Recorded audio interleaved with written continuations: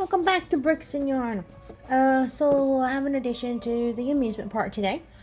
This is gonna be a little different. This is not an actual Lego brand um, product.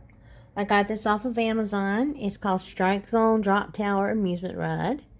It is, I don't think it says how many pieces. Oh, 198 pieces. It's by a company called Brickloot. This cost me about $19.99 on Amazon Prime. I wanted a kind of drop zone ride for my amusement park. There's another official Lego set in the Lego Friends collection that comes with a roller coaster and a drop zone type tower. I just call it drop zone because that's what my local amusement park used to call it. I know it's just a tower that, drops you. So this is not official Lego. This is, like I said, Brickloot. So there's some pros and cons to this. As far as a display piece, this is going to work great as far as just being there. As far as its actual functionality, it's not going to be that great. This is actually supposed to go all the way down. For some reason, it's getting kind of hung up and kind of stuck up there. I think that's supposed to like snap it into place or something. I'm not sure exactly.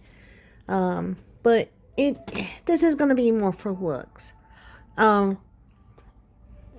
than to actually play. I might throw some minifigures or something in these little seats here. Now, I did enjoy the little seat build. I thought that was kind of fascinating. It's got the little things right there.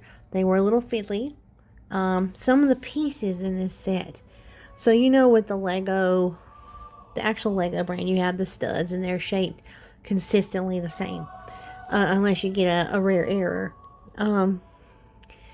There were some of the studs in here that looked not uniform to the other ones on some pieces, but they did manage to fit together. It was a fairly easy build. It looks like it's mostly Technic type stuff here. I will say I do like the decals on this set. And some reason I have an extra decal. I need to go back to the instructions and to look at them. But I do like these decals, and I actually like these decals a lot better than I like the Lego decals. I never thought I would say that. So, I don't know if you're familiar with Cricut. I have a Cricut. And I can make vinyl things, and I'll use something called transfer tape, which will basically pick up the vinyl and place it onto something. You mash it down, and you peel the transfer tape off, leaving like a really neat and clean pressed look with your vinyl. So this is a similar process. It's got your sticker, but I love how this is. Special stickers. Stickers are like press-on tattoos. Well, I wouldn't agree with that because, peel backing, press to stick on, well, okay, maybe I do agree with that. Press to stick on brick, then peel off the top film.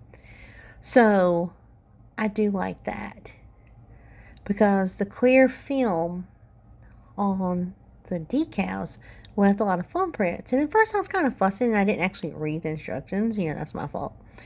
And then I was like, I'll put one on Cricut. So I went to go and fix it. And it come off.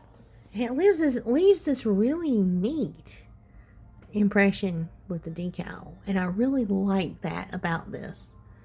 Now, if Lego did something, it almost looks like a printed piece, a printed tile.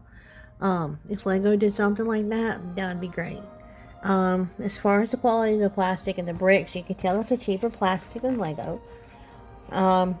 Like I said, some of the studs were not uniform shaped. There were some deformities, but overall it did connect pretty easily like it was supposed to.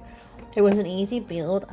It does not go all the way down like it's supposed to. There's supposed to be something you can click into the top that holds it, and then you release it and it drops. That could be me. I might not have it put together correctly. for that, but there's only like two sides that have the grooves, and this has one, like, I don't know if you can see that piece that has like a track that will go up and down in the track area here. Yeah, there you go. But it's getting stuck on this part, and I can't figure out why. But like I said, this will be more for display purposes within the amusement park. I can throw some extra minifigs into the seats, make it look like they're having a good time, and we'll go from there. I mean, it doesn't. So these things here are supposed to somehow like go up in here and like lock into place, and then you're supposed to press this, and it's supposed to drop. But like I said, it's not working correctly. Go figure. But, for $19.99, I'm not going to complain. Because like I said, it's going to be more for display purposes. That kind of thing. And I'm happy with that. For $19.99 for a display piece, I'm pretty happy. Would I buy this set again? Probably not. Mainly, I don't have a need for it. But if you're, for an additional one. But if you're building an amusement park and you don't necessarily need all your rides to be functional, it's a good cheap alternative to actual Lego to get that look that you're going for. And like I said, I especially love how they did the seats on this. They're neat, they're clean. It's just a great presentation. I like that a lot. I don't like how this is wobbly. It's kind of fiddly. But I like the decals. I like the overall presentation. Would it be great if it worked like it was supposed to? Yes, that would be awesome. The instructions were a little... Oh, the instructions weren't too awful. They were pretty straightforward. I've seen worse. I've seen a lot worse, actually. But this is actually pretty good. Now, this was Brickloot.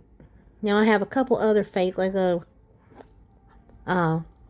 sets. One I have is Brickcraft, which Walmart sells right along Legos. Right alongside. I have a botanical, one of the smaller botanical sets. It's like one flower. I can't remember the name of the flower. That was a Brickcraft. And I was really impressed with that one. To not be Lego. I have some other fake Lego set that I don't remember the name of it. But it was like some crops and stuff from my farm that I was trying to make last year that I've since torn apart and I'm going to have to rebuild. I don't remember what brand that was. It was an off-brand on Amazon. I bought it mainly for details and looks. And it was pretty awful. The pieces didn't snap in half the time. Most of the crops fell over, and it was just a pain in the butt. And it said that it was compatible with Lego, and it was not. But that's a different brand altogether. I'm here today talking about Brickloot, which, if I had to give it stars, I would give it a neutral rating.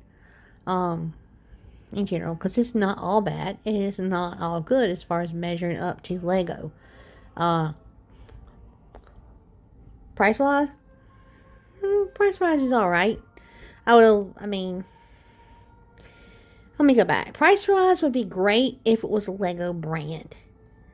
But for fake Lego, I think it's a little much. For fake Lego, I would probably put this in the range of, probably should be like 10 to 15 max. But for what I needed it for, I needed it, so I got it. I've actually been eyeballing this for over a year. I finally read some of the reviews, and for the purposes I need it for, it's fine. So, I'm just going to leave you with that, and I hope everyone has a good night. Goodbye.